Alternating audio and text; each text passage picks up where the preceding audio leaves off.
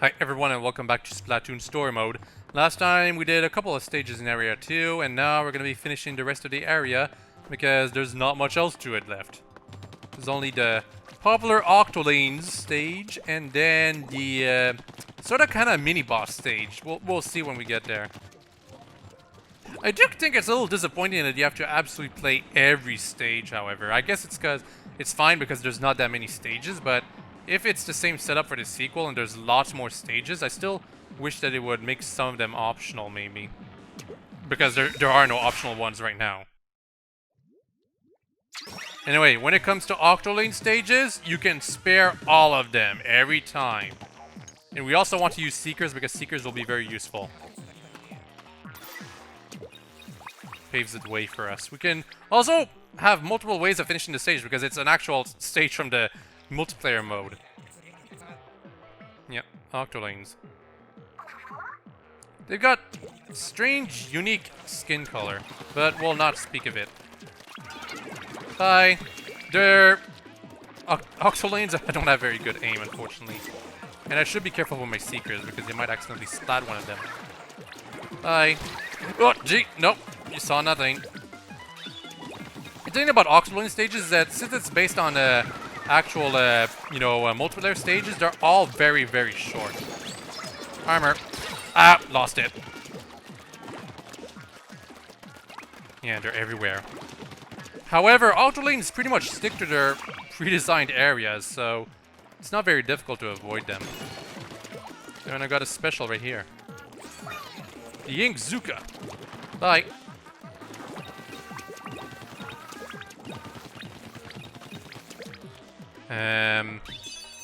Yeah, I think the second scroll is over here.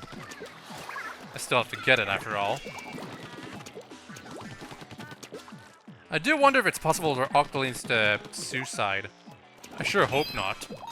Maybe there's a fanfic about it. Of course, what I mean by suicide is because, like, there's gonna be Bluefin Depot as a stage, and it's, like, technically possible for them to fall into the void, right? Anyway. Yeah. Show me your position. Activated the stain. Bye! And here comes another Octoline, but she's too slow. Yeah, if you're really, really fast, the Octoline simply cannot keep up with you. That's not what I want to do. I want to use a bomb. Also, if I had activated my special, it still would have given me an extra 10 points at the end.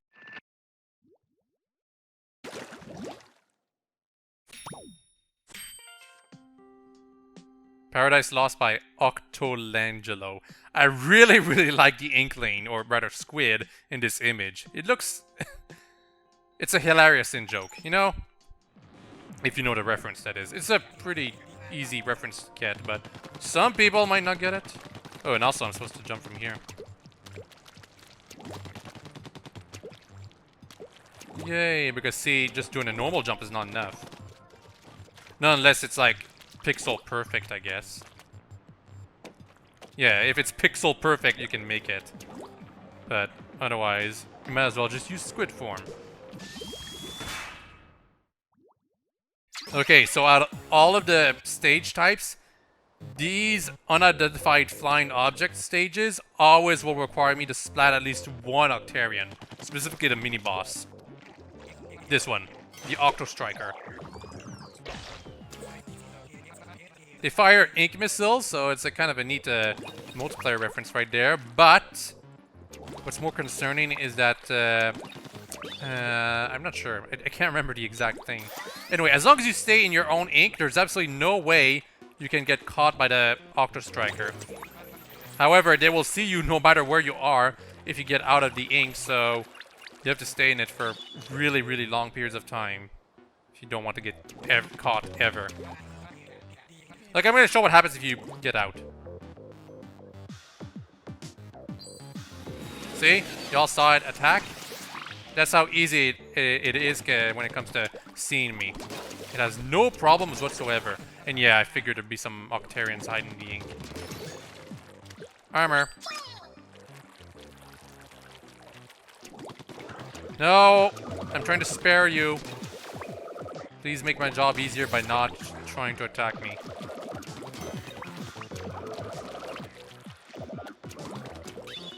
Cool.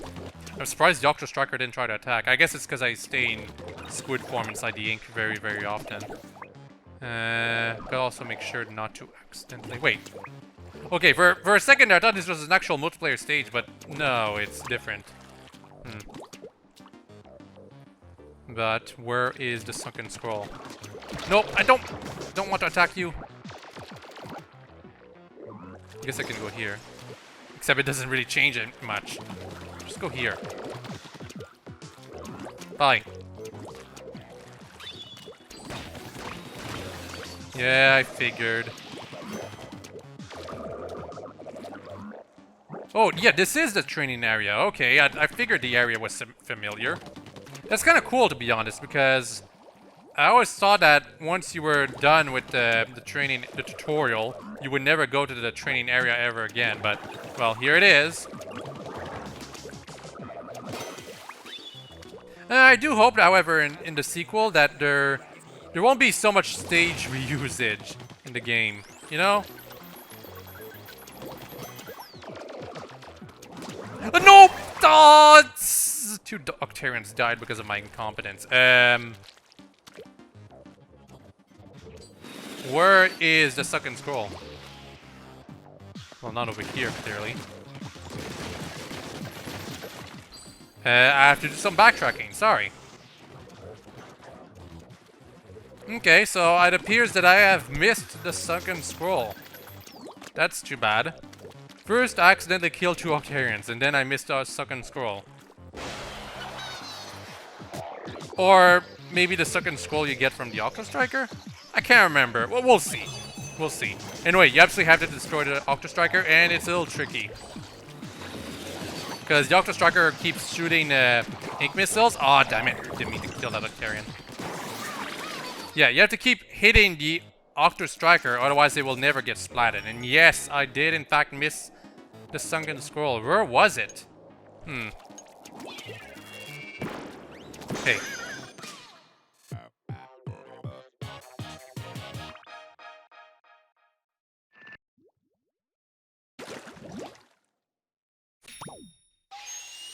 Yes, yes. Boss kettle is now open.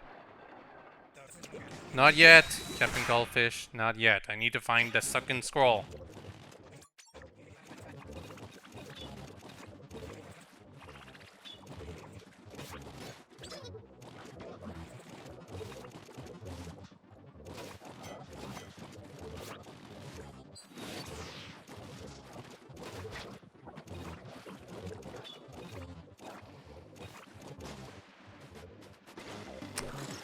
Please don't tell me it was just under here. Ah, how could I have missed it? It was so easy, and this was a better way to sneak over here. Okay, sunken scroll yet. And I have not killed a single Octarian while replaying the stage. Just saying that right now. Although I guess I do have to kill the Octo Striker once again.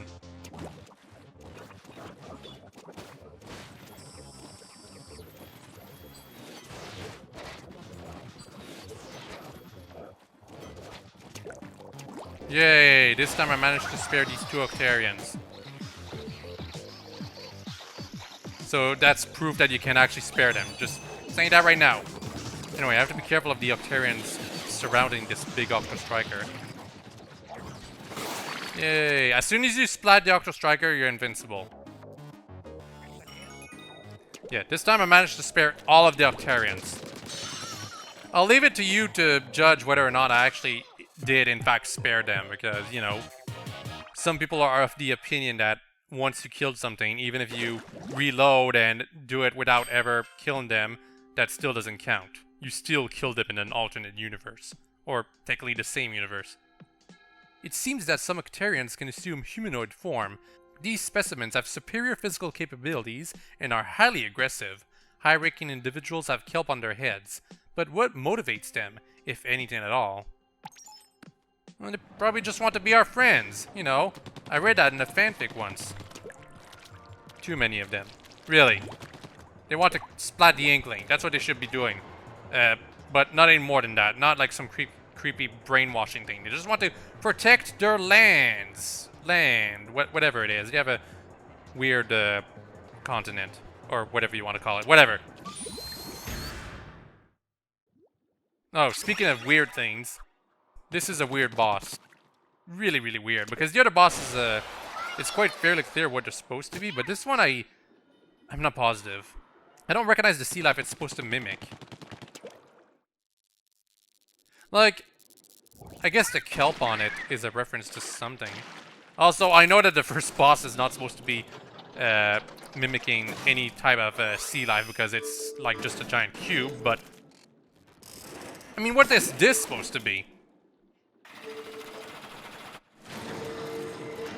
I do not know. I simply do not. Anyway, yeah, you just have to attack those small suction cups, and then you can attack the weak point for massive damage. Oh, and in case some of you were doubting me about the whole if you try to use your bombs to destroy the tentacle, it won't work thing, well, it's going to be much easier for me to prove my point through this boss. Much easier. Also, Seekers are good if you want to pave the way for a new area. And geez, upgraded Seekers are so much better, it's crazy. Hi. And then you attack this. And... oh, it didn't come up. There we go. So yeah, I'm gonna try to use my bombs. See? Very ineffective. And I lost my chance to attack this boss. Great! It's not a very tough boss, to be honest. And it's also not very visually appealing. That's not too bad. To be honest, I guess you could say the same about the next boss as well, but I know that the fourth boss does look very interesting in comparison.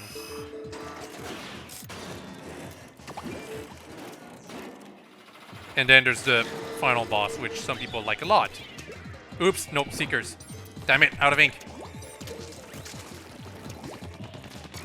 I'm not sure if it actually splats you instantly if you get hit by those orbs, but it probably hurts you. Whatever. The biggest danger, honestly, is falling into the moat around this boss, really. Just make sure there's a clear way up to the tentacle and you'll be fine.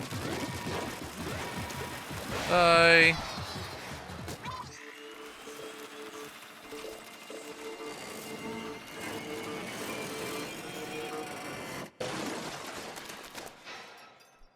Thanks to this boss's defeat, I've unlocked all the kelp variants of the actual weapons in multiplayer mode. So that's at the very least a kelp splat charger, but I'm sure there's also another weapon. Maybe. Not positive. Although I still need to create a Nintendo ID to actually be able to play multiplayer with this account. Octo Nozzle. Yeah, I don't know. The design team went crazy with this boss. Scritchy scratch! What's that sound? Cuttlefish! Blasted radio, must be broken. You're doing great, Agent 3. Don't let up. Yeah, it's kind of obvious who it is now. Although that's because I know that boss's shape.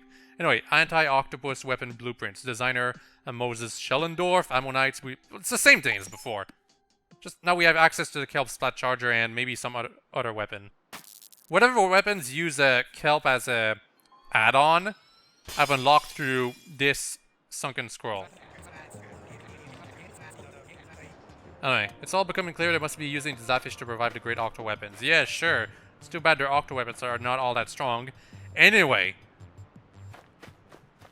I'm gonna go to the next area right now.